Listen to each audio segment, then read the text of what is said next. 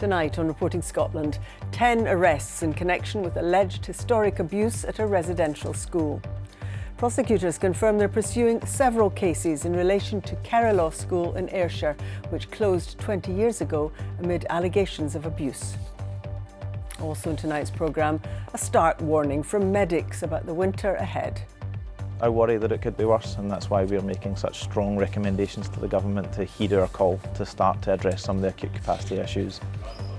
Emergency doctors say A&E departments are not prepared for their busiest time of year and patient safety might be at risk.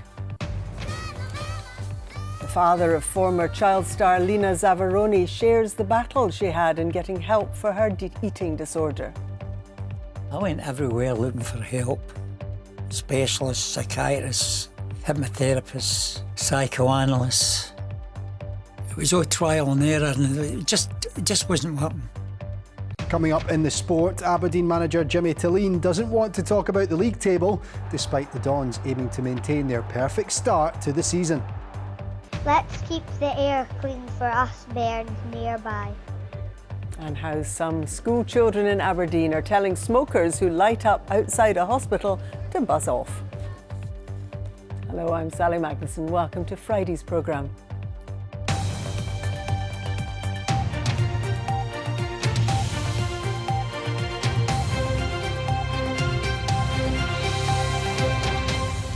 Ten people have been arrested in connection with alleged historical abuse at a former residential school in Ayrshire. The allegations relate to Carrowlaw School, which closed in 2004. Prosecutors have confirmed that 9 criminal cases are currently active. Our social affairs correspondent Chris Clements reports. 2 years ago, 2 former staff members at a residential school were convicted of a range of historical offences during their time there. A jury found Matt George, an art teacher, and John Muldoon, who ran the site's secure unit, had physically and sexually abused vulnerable teenagers over 3 decades. There were 28 victims. George and Muldoon were jailed for a total of 28 years. It was the second time both men were convicted for abuse at their place of work. The offences took place from the 70s to the 2000s at Carrowlaw, near Stevenston in Ayrshire, a List D school for youngsters with significant behavioural and psychological needs. Many of its pupils had been involved in petty crime, had come from dysfunctional homes. A police investigation has examined other claims of abuse at Carrowlaw. Police Scotland told the BBC it made 10 further arrests this year. The arrests happened between January and May and involved alleged non-recent sexual and physical abuse at a school in North Ayrshire. The Crown Office confirmed cases for 9 arrested by officers are live. It means prosecutors are preparing the cases for court. Another case of a man in his 70s is also live, at a more advanced stage and likely to appear at court this year. Events at Carrowlaw were also examined by the Scottish Child Abuse Inquiry in March. It will present its findings in due course. Chris is with me. Chris, give us a bit more background on Carrowlaw. Well, Carrowlaw catered for teenagers with significant behavioural issues. Some of them had already experienced aspects of the criminal justice system. It started out as a boys' school in 1970 before going on to admit girls. There was a secure unit attached as well. Despite being in Stevenston, Ayrshire, it was run in the later years by Glasgow City Council, and it continued to operate until 2004 when allegations of abuse started to emerge. The secure unit actually closed in 2006 as well. Now, since then, there have been a number of convictions, including the ones that we mentioned in the piece there. There was also an inquiry commissioned by the council that reported in 2009 that there had been issues of failures of management at the school, and of course there was the evidence at the Child Abuse Inquiry there, which was looking at council-run residential schools. In terms of the latest development, it involves the arrest of 10 people, 7 men, 3 women, aged from their 50s to their 70s. The Crown Office has confirmed it's received those reports, and police said that inquiries are ongoing. OK, Chris, thank you very much indeed. Emergency doctors are warning that winter planning for the NHS is not doing enough to support A&E departments as they approach their busiest time of year. The Scottish Government says it is prioritising investment in frontline services. With more, here's our health correspondent, Lisa Summers. Ambulances going nowhere, stuck outside hospitals. Sick patients on chairs and on trolleys who can't get a bed. Staff struggling to see everyone who needs help. Doctors warn this is every day of the year in A&E. We see the pain and the anguish and distress of our patients and their relatives when they come to us and they get unsatisfactory care. Dr John Paul Lochray says he's never seen such pressure for so long in our emergency departments, and he says cuts will make things worse. Deprivation is a huge problem for patients coming to A&E, and we know that patients in the most deprived populations are users, the best and biggest users of emergency care and primary care as well. And we do know that we experience every day in A&E people coming to us who are experiencing fuel poverty, food poverty. Do you feel that this winter could be even worse because of these factors? I worry that it could be worse, and that's why we're making such strong recommendations to the government to heed our call to start to address some of the acute capacity issues. The last 2 winters have seen emergency departments overstretched, with data from the Royal College of Emergency Medicine estimating that has led to avoidable deaths. What's happening in A&E is a reflection of just how stretched the whole health service is, and the picture is worrying. In August, 69% of people were seen within 4 hours. That's the worst for this month since records began. And this same month, another record saw over 2,000 patients stuck in hospital who were ready to go home. That's almost twice the number of beds in Scotland's biggest hospital. Social care providers say it's far from an improving picture as we head into winter. So we're concerned that people who need care and support are not going to get it or not going to get enough of it. We're also concerned that staff working in social care and not-for-profit providers are under enormous pressure because we're running at a more than 20% turnover rate, we've got a more than 10% vacancy rate, and we know that the demands being placed on staff to fill those gaps is enormous. The Health Secretary, Neil Gray, has denied that the NHS is in crisis, but he does acknowledge that it will be a difficult winter. We are seeing a system that is under pressure, under increased demand, with people presenting with more complex conditions on an all-year-round basis. We're seeing respiratory conditions happening, what would have been in a peak in the winter, happening all year round. So what we're doing is trying to support boards on an all-year-round basis to support where they see those surges happening. But with winter round the corner, emergency doctors warn that they've yet to see measures being put in place to combat what's to come. Lisa Summers reporting Scotland. Police say there's been a 63% increase in hate crimes in Scotland since new legislation came into force in April. Senior officers say more than 5,000 have been recorded in the last 6 months. The most controversial provision in the Act, a new offence involving stirring up hatred, has not yet been used. Our Home Affairs correspondent David Cowan can take us through the figures. Hate hurts. If you witness a hate crime, report it.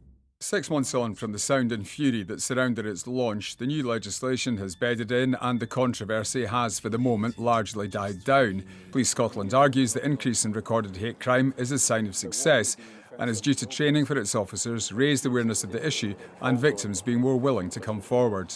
Crimes around race and religion, those 2 categories would be the most significant, and they would be in the areas that you would expect. So in the cities of Dundee, Glasgow and Edinburgh, we would see a larger increase of crime. This was consolidating legislation, it wasn't massively changing legislation. The big significant difference for us, I think, is the confidence in the public to report those crimes. Over 5,400 hate crimes have been recorded since April, 63% more than in the previous 6 months, 30 every day.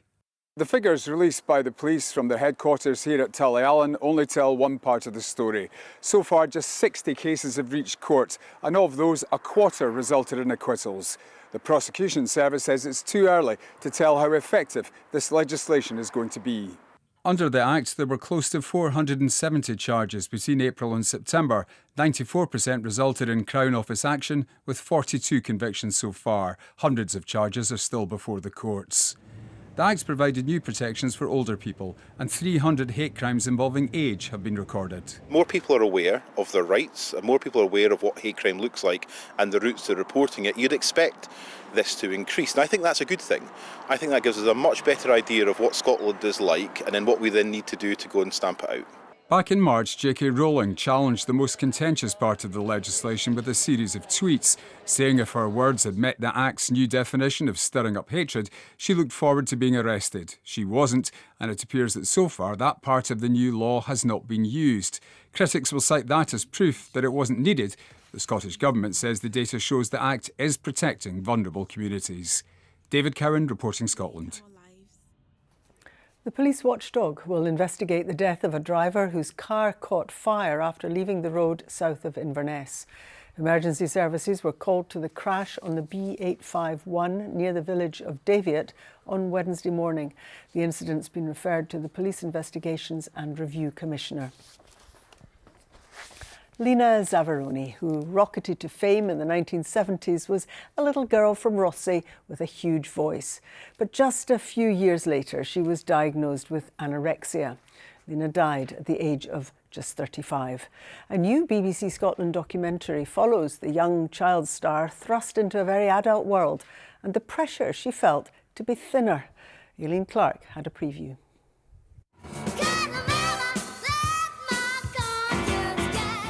Lena Zavaroni was one of the original talent show success stories.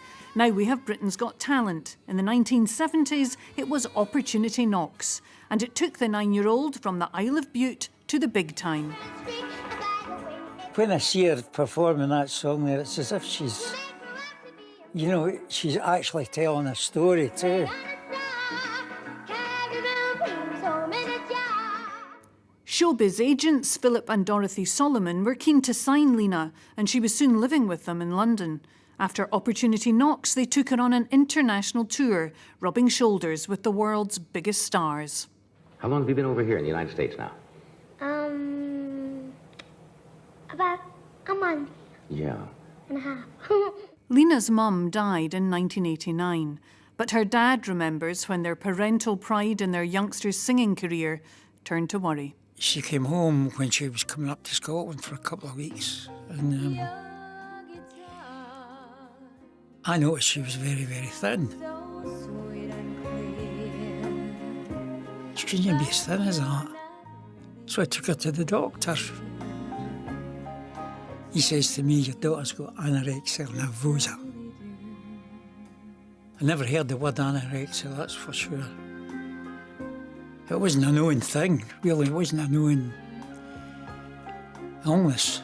I mean, you don't exactly look to me as though you have any weight problems, do you? Well, Despite her young age, Lena's struggles became very public. I came up to London and of course I went on TV and I looked too fat. Lena's dad says doctors advised she might be better back living with them, so they moved south. But that support was no match for the illness by now deeply embedded. I went everywhere looking for help. Specialists, psychiatrists, hypnotherapists, psychoanalysts. It was all trial and error, and it just wasn't working. Even with the doctor she was seeing. I'm just a woman. Lena became so ill she had to stop performing, but years later she returned to Rothesay for a special Songs of Praise. She was still struggling with anorexia and depression. There is always hope at any time of life. And I think you've just got to think that, whether you feel it or not. 6 years later, she died of pneumonia after undergoing brain surgery, which she hoped would cure her. An awful lot of feeling in that. Well done, then. That's her best.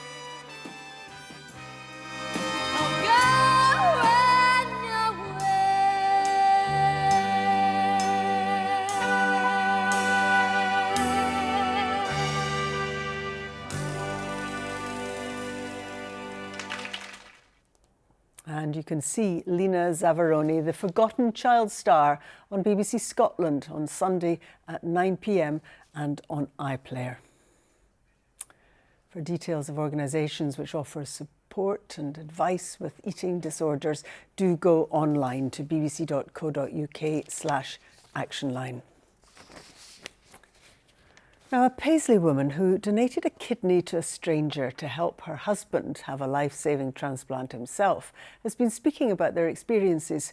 Susan and Alan MacDonald took part in the UK Living Kidney Sharing Scheme to find a kidney match. Now they're looking forward to celebrating with a holiday next year, something they've not been able to do for a very long time. Gillian Sharp went to meet them. Short dog walks are part of recuperation for Susan and Alan MacDonald, just 3 weeks since they both underwent surgery. Susan to give and Alan to receive a kidney. Oh, I feel a massive difference already. I think it'll be 8 to 12 weeks before I see a big improvement, but the difference I feel, even immediately after the surgery, was quite incredible. It's a bit tired and sore, but it's well worth it, so I kind of feel as if I've turned a bit of a corner now. Alan was diagnosed with kidney disease about 10 years ago, and for the last while he's been on dialysis. So the last 2.5 years have been quite difficult, going to dialysis all the time. I find that quite hard. So this opens up basically a new life for me, you know. And he's been in and out of hospital a lot. He was quite ill over a year ago. Being a donor, it was the only one thing that I could do to actually help Alan. The couple already knew they weren't a direct donation match for each other, but through the UK Living Kidney Sharing Scheme, they were matched with other people in a similar situation. The group that we were in, there was 3 couples involved, so you don't know where your kidney's going, and you don't know where Alan's kidney came from, so it's all done anonymously. But it is amazing afterwards to think, you know, that's 3 people's lives have been changed just in our chain, but I mean that happens for hundreds of people. Initially I wasn't keen on Susan doing it, and we had quite a lot of talks about it. But after attending the hospital and speaking to the consultants, they had reassured us that it wouldn't affect Susan's health and that she would fully recover. Good memories and past holidays, something they haven't been able to do for quite a while. But as life opens up again, they're planning more trips. Just being able to get out and about more is going to be great. As I say, our lives have been curtailed quite a lot, so opening that up again is going to be fantastic. Gillian Sharp, reporting Scotland, Paisley.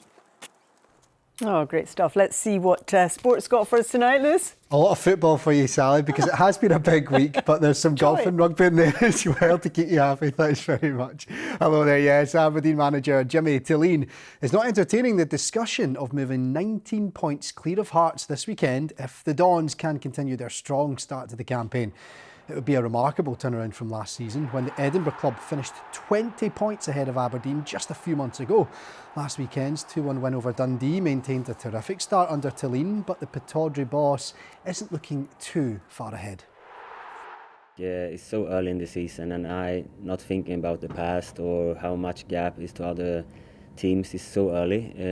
We have a lot of games to play and for us our only focus is this game and also how they performed the last 2 games. They have done really well, play stable. Liam have made some changes and some good things that have changed and add into the team. So we need to be 100% prepared for the game on Sunday. Well, let's take a look at the numbers behind Aberdeen's impressive start to the season, shall we? It's been more than impressive. In fact, it's been perfect. 12 games played, 12 wins, and just the 5 goals shipped in that time compared to the 32 that they've scored at the other end. That, of course, leaves them joint on points with league leaders Celtic, who are clear on goal difference, but also have 6 wins from 6. The last team to get maximum points from their first 7 league games, Aberdeen, back in 2015.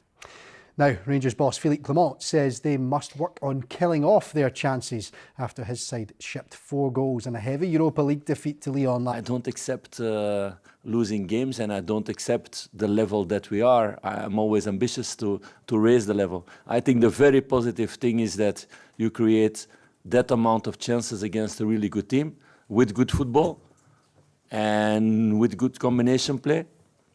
But we need to make the next step also, the next couple of months, to finish off those chances, and then you can go to another level, otherwise not.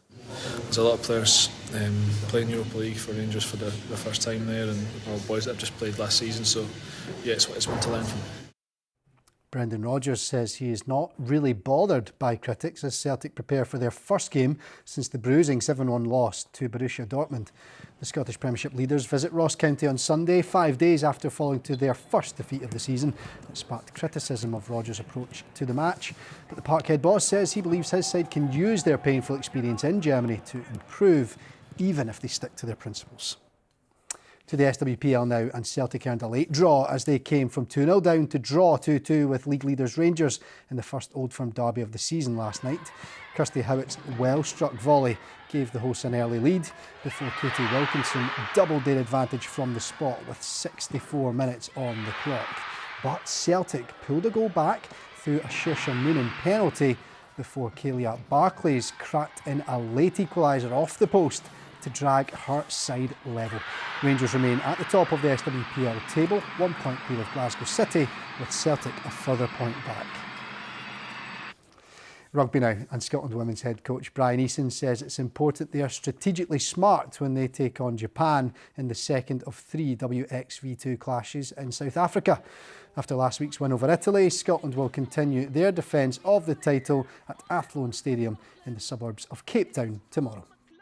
We played in conditions last week that was akin to a Scottish winter's day. It's to be 32 degrees this Saturday, so we're kind of going to have a huge difference of conditions this weekend. So look, it's going to be important how we look after ourselves, understanding how the opposition play, but also understanding our strengths. And just before I go as well, Sally, Scotland lock Richie Gray will leave Glasgow Warriors, sticking with rugby there. He'll leave at the end of November after the club have allowed him to pursue a new playing career. OK, thank you very much indeed, Liz. Now it's over to Laura to find out what's happening on BBC Scotland at 7 o'clock. Hello, coming up tonight. As the Middle East conflict intensifies, we'll have the latest from both Israel and Lebanon. A month to go, we're looking ahead to the US election as the countdown gets underway. And a new study has found a high risk of disease-causing DNA on Scotland's island populations. We speak to the lead professor. See you at 7.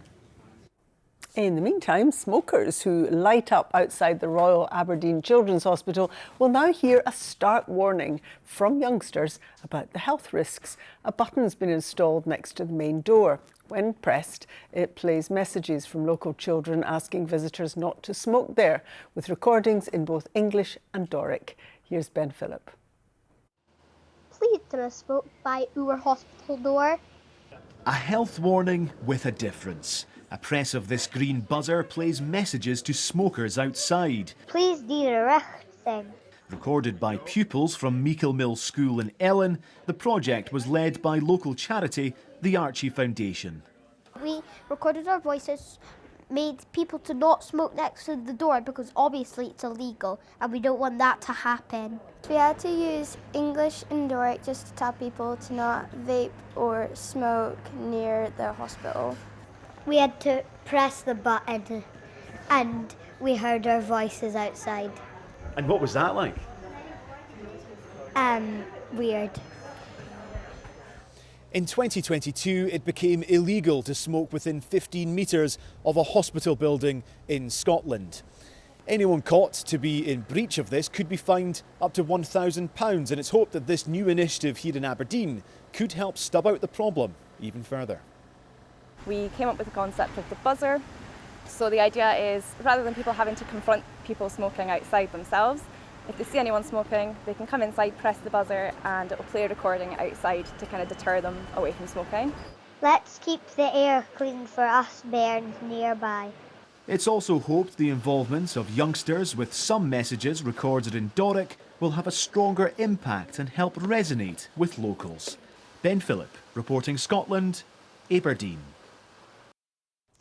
Let's get the weather now with Chris standing in front of an absolutely amazing shot of what, sunrise in Edinburgh. Fiery skies this morning, beautiful colours.